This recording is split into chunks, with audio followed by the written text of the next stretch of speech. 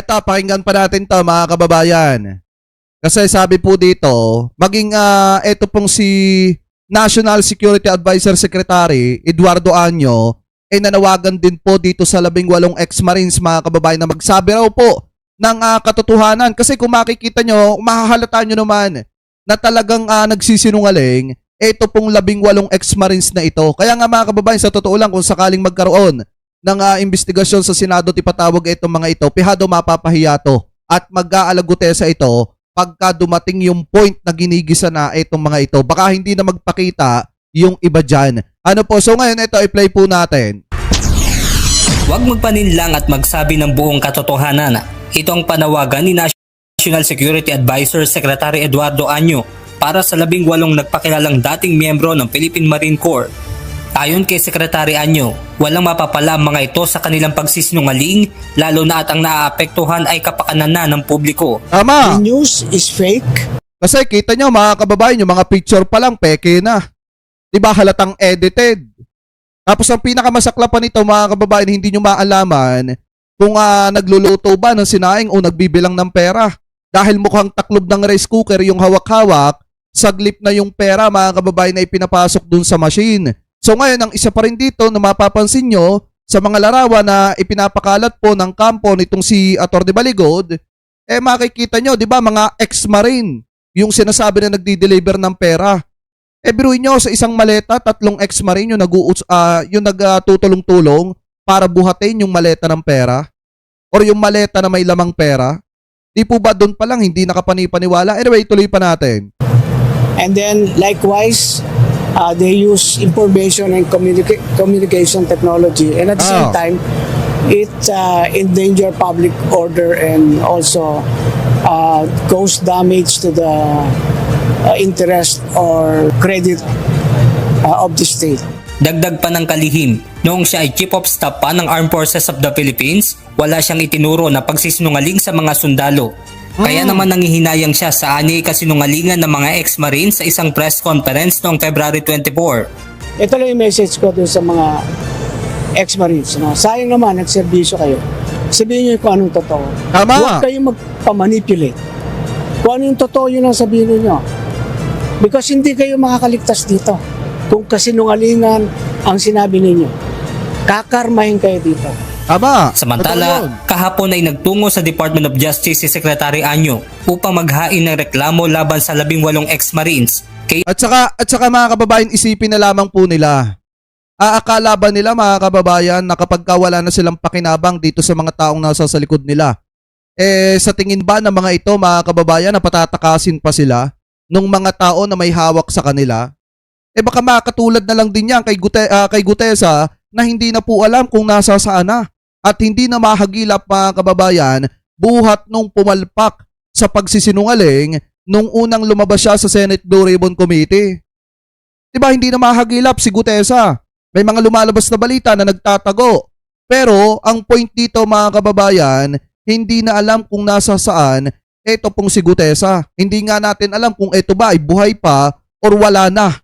Ano po, or baka pinatahimik na. So ngayon sana maisip nung 18 ex-marine na ito na isipin nila mabuti na kapag ka nawalan sila ng pakinabang, kung sila ba ay aalagaan pa ng mga tao na yan na nasa sa likod po nila. Kasi sa totoo lang mga kababayan, maniwala man kayo or hindi, yung iba dyan pagdating ng araw magtatago yan. Ano po, or di kaya naman mga kababayan, baka mapatulad kay Gutesa na hindi na po alam kung nasa saan. Ano po, so ngayon ituloy pa natin. Kay Atty. Levy Baligod at kay dating kongresista na si Mike Defensor, reklamong paglabag sa Article 154 o ang unlawful means of publication o unlawful utterances ang inihain nito sa DOJ dahil sa pagkakadawit ng kanyang pangalan sa umano'y tumanggap ng paper bag matapos ang pagpupulong kasama si dating House Speaker Martin Romualdez, resigned Congressman Saldico at Representative Leila de Lima. Katulad nun, pag makita ninyo yung ginawang apidapit, isang linya. Ni walang anumang katiting na ebidensya. Pwede ka ba magsasabi na nakita namin? Sino? 14 kayo? Nakita nyo? Ni hindi sinabi kung sinong nakakita. Paano nyo nakita? Ano yung ebidensya ninyo? Ganun na lang? Walang meeting na naganap na ganun. Paano mangyayari yun? No? Tsaka yung pagde-deliver nila ng pera, mga kababayan, yung pamamaraan ng pagde-deliver po nila, pwede ba yun? 18 sila pero magkakasama sila lagi na nagde-deliver ng pera. Doon pa lang, hindi na po kapani-paniwala, mga kababayan. Lalo na sasabihin na nagkaroon ng bigay ng paper bag. Hindi ko alam kung ano yung tsura ng paper bag na yan. Siopaw ba laman yan o whatever. Bukod dito, inihahanda na rin ng kampo ni Secretary Anyo ang reklamong cyber libel at perjury laban sa mga ito. Nako! Benedict Samson, humahataw sa balita ngayon. So ngayon mga kababayan, eto kanina nagkaroon ng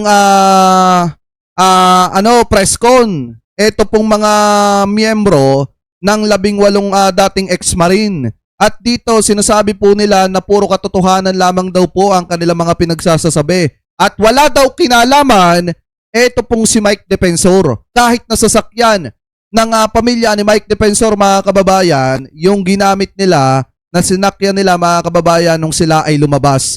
Ano po sa media. Anyway, ito, i-play po natin. Ano po bang reaction niyo? Si sir, para sa amin, sir, si attorney na lang po ang masasagot sa mga ganyang tanong, sir. Kasi hindi ko alam. Sir, from the very beginning, ang ano namin dito is katotohanan lamang ang sinasabi namin. Sana hindi kami gipitin, hindi nila ibabaw yung credibility namin. Kasi kami, from the beginning, walang ginalaman si Sir Mike. Ito talaga, mukha talagang sinungaling to, mga kababayan. Defensor. From the very beginning kami, decision namin buo. Nailahat na namin kasi sobra na mag-18 point something trillion ang utang ng Pilipinas para yung mga anak namin. Paano kami? Tsaka ganito na lang yan, mga kababayan, na isipin nyo, kung talagang may budhi itong mga ito, eto kung may katotohanan man nung nagtrabaho sila kay Saldicot, alam nila na pera yung kanilang i-deliver dun sa mga politiko, bakit hindi noon kayo nagsalita? 'Di ba? Lalo na at mga ex-marine kayo, pinagkatiwalaan kayo ng taong bayan, naging lingkod bayan kayo. Kung talagang tapat kayo sa serbisyo ninyo, at mahal ninyo ang Pilipinas, dapat noon pa lang nagsalita na kayo nung lumabas si Gutesa. O bakit hindi kayo nagsalita? 'Di ba? Bakit hinayaan nyo pa rin na yung mga sarili ninyo ay maging kabahagi nung maruming gawain na yon? Kung alam nyo pala na pagde-deliver ng pera na kinurakot galing sa kaban ng bayan, yung mga idini-deliver ninyo, o bakit hindi kayo umalis sa trabaho? At the same time, dapat nagsalita na kayo agad-agad. O bakit pinatagal nyo pa tapos ngayon lang kayo nagsasalita ng ganyan? Tapos inililigtas nyo pa ang imahe ni Mike Defensor. Dito halatang halata nyo, mga kababayan, na talagang may nag-utos o may nasa sa likod ng mga ito. Mamamayang Pilipino, mahihirap. Saan namin pupulutin dun sa Londaro yung mga anak namin? Saan namin pa? Ang pondo ng gobyerno ginaganyan nila. Ayun mo pa naisip yan. Sa ganitong sitwasyon namin ngayon, ma'am, nagigipit kami.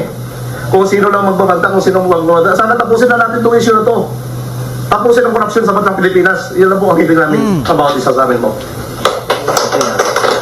O ngayon, mga kababayan, ganito yan. Kung sila ay sumasahod sa pamamagitan ng pagde-deliver ng pera, di ba dapat kasama itong mga ito?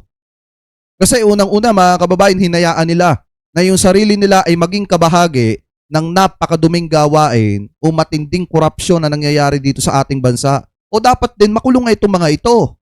Kasi unang-una, hindi naman makakarating sa mga kongresista o sa ibang mga politiko yung pera kung hindi naman nila i-deliver. O di kabahagi sila, mga kababayan, dun sa maduming gawain na yon. Kasi may idea sila na pera yung i-deliver nila. O di una pa lang, talagang masasabi natin, mga kababayan, na kasangkot na itong mga ito. Bakit? Dahil ba may rallying gagawin kayo sa March 11? Kaya nagsasalita or todo paninira etong 18 ex-marine na ito. Ako, nagtatanong lang naman kasi balita ko, mga kababayan, meron daw rally na gagawin etong kampo ng mga DD-Shet, mga kababayan, para kay Digunggong sa March 11. At saka dito magtataka kayo, tuwing magkakaroon sila ng rally, mga kababayan, doon din lumalabas yung mga pakulupo nila. At mamaya makikita nyo kung sino yung mga possible na nasa sa likod po ng mga ito. So ngayon, kung mapapansin nyo, ang nililinis nilang pangalan dito ay pangalan po ni Mike Defensor. So ituloy pa natin, mga kababayan. Tuloy pa natin yan dito. Ayan o. Ganitong sitwasyon na nagdalahan. Hindi daw sila pro Duterte o pro Marcos, mga kababayan. Sila daw ay nagsasabi ng katotohanan. Kami ng katotohanan na aming salaysay. Sana restituin nila kami. Bigyan nila kami ng credibility, hindi baba yung moral namin. Para ito sa bayan, sir, ang ginagawa namin, sir. Hindi ito pang sarili lang namin. Totoo, yan ang bago kami lumabas. Ang sabi ng abogado sa amin ni Atty. Bibi, sabihin nyo lang ang totoo. Ang hirap mag-defend sa Korte Suprema o San Korte, pasar si sinungaling ka. Yan ang natatandaan ko sa mga sinasabi niya. Maraming salamat po. Saka hindi po namin sila Ganitong sitwasyon, Tuloy pa natin. Si ako, Mike Defensor, at saka si, if I'm not mistaken, si Cathy Binag at saka si Lauren Badoy. Ako, personally, isang karangalan na makasama ako nitong mga kasama nating sundalo. Isang malaking karangalan na mapasama sa kaso, nakasama sila. Yung Natural, ikaw ang nasa sa likod ng mga yan eh. sinasabi ng mga taong to ay katotohanan. Tumutulong ako sa kanila dahil ayoko mangyari nung nangyari kay Sergeant Gutesa. Talagang ginipit, inipit, itinago. Nandito ko para ipakita yung tulong sa kanila noong paman nung sila ay lumabas sa Club Pilipino. Kaya yung mga sinasabi ni General Anyo at ni Senator Trillanes, dapat ang trabaho nila alamin ang katotohanan. Hindi naman kasi pwede na kayo yung nagbabato ng aligasyon tapos ang magpapatunay na tama yung mga aligasyon ninyo yung mga taong pinagbibintangan nyo. Dapat kayo ang magpatotoo kung totoo ba yung mga pinagsasasabi nyo. Mike Defensor. Ayan no, inamin mo na mismo. Tinutulungan mo yung mga yan. So ibig sabihin, posible, nakasama ka rin o isa ka rin sa mga nasa sa likod niyang 18 ex-marine na yan. Diba mga kababayan? At saka kung iisipin nyo rin pong mabuti, talagang sinabi niya na ayaw daw niya mapatulad kay Gutesa na ginipit daw mga kababayan at itinago. Sino ba mga nasa sa likod ni Gutesa? Diba? Sino ba ang gumawa ng affidavit o katulong sa gumawa ng affidavit ni Gutesa? Diba itong mga ito mga kababayan? So ngayon kung iisipin nyo, sino ang mas may interest na itago itong si Gutesa buhat nung pumalpak sa Senate Blue Ribbon Committee? Syempre yung mga taong nasa sa likod niya. At sino ba yung mga taong posibleng nasa sa likod niya? Di ba mga kababayan, allegedly etong mga ito.